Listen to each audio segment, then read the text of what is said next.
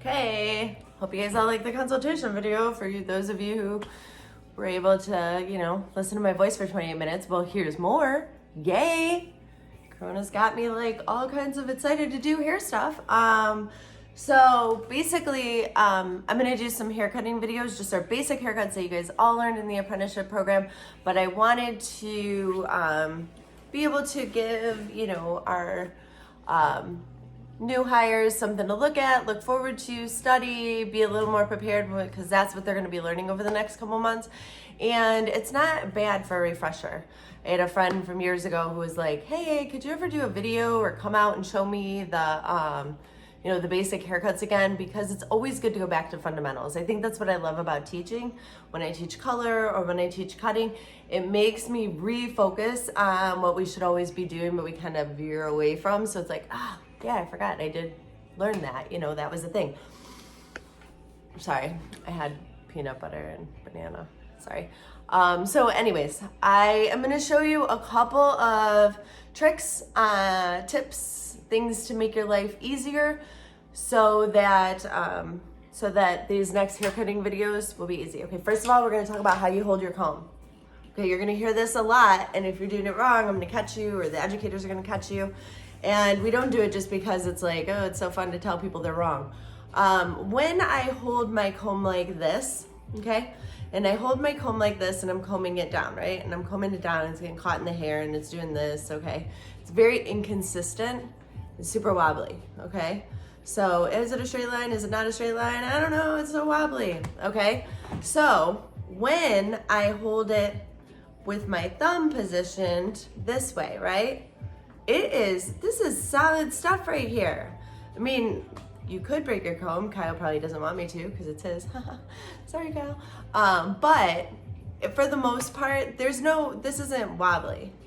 This, wobbly. This, not wobbly. Does that make sense? So it just gives you firmer grip on it, and it's gonna give you a more consistent cut each time because your comb is a more consistent guide, okay? So having things be more consistent or easier. Can I cut a haircut like this? Absolutely. Is it gonna be more work? Am I gonna have to use my eye more? Am I gonna have to, yes, so why do that to yourself, okay? So I'm giving you steps that are not because every other way in the world is wrong. It's because this will make it easier for you to get a consistent haircut every time more often, okay? That's it. I don't like to make things harder than they are. So this for me, this is important because it leaves it nice and straight for you, and it's gonna give you a more consistent line so I can focus on other things like, how you're holding your scissors or your body positioning or things like that. But I won't have to worry about this wobbly comb being the reason that your line's not straight, okay? So now I've got, my comb, and then you've got scissors, right? So you may have heard this before, but the thumb should be the only thing moving when you're cutting. Okay, what happens then if the thumb is the only thing moving? You just have one blade moving, right?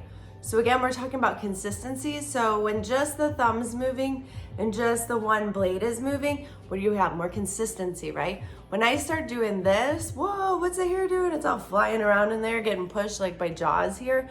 So it's less consistent, right? It's gonna have more of a push. Let's talk about that. You may also remember a fun thing called cutting on the way out. And if you watch me cut, unless I'm intentionally doing it to show you, it happens so quickly that you don't even realize that that's what I'm doing, right? That I'm cutting on the way out, or any of the other stylists, that they're cutting on their way out. But when you cut hair, okay, I'm gonna bring you as an example. And I'm just gonna go in and cut. What happens is it pushes the hair out of, it's pushing it over, okay? Now when you hold, if you're cutting on your way out, okay? So I'm gonna show you there. I'm gonna actually pushing. We'll cut it, but now when you come back, it's gonna be long to short because it pushed it way over there and cut it over there. So now I've got over direction, right? So now, if with no tension, this is with no tension, I've got it in here, and now I'm gonna cut on the way out, it holds the hair straight while you're making your cut. because it pulls it back into place, okay? So I don't usually cut freeform in the air, but I'm just showing you a little point there that even when it's just hanging there, when you go like this, it's gonna push, and then when you get your hand in there and go like this, it holds it into place, But should we be just cutting all willy-nilly in the air? Absolutely not. That's what these are for, fingers, straight. Do you guys remember, like when you first start hair cutting, it's like so awkward. You're like, how do I make straight fingers, you know? But it's important that you do. So here's my hand, right? So here it is. Now I'm gonna bring the hair down, and then I'm going to cut. I'm gonna bring my friend around. Come on through. Okay, so now I want her over here. So I am going to tilt her down a little. There you go. Okay. So what I'm gonna do here is I'm gonna show you how my hand is, okay? Flipper, sorry, you don't get to see what I'm doing to you. Okay, just taking a little bit off. So now if you see, here's my fingers coming down together, right? Little partners, nice and straight. But I am going to rest the scissor on this finger underneath. I just realized you can't see that. Okay, so we're going to rest it on this finger underneath and cut. So this top finger is my guide, and that bottom finger, I am holding it here. So what's that gonna also help do? That's gonna support this blade that's not moving, and it's just gonna make it more consistent, right? Just gonna make it a lot more consistent, that I have something to lean on.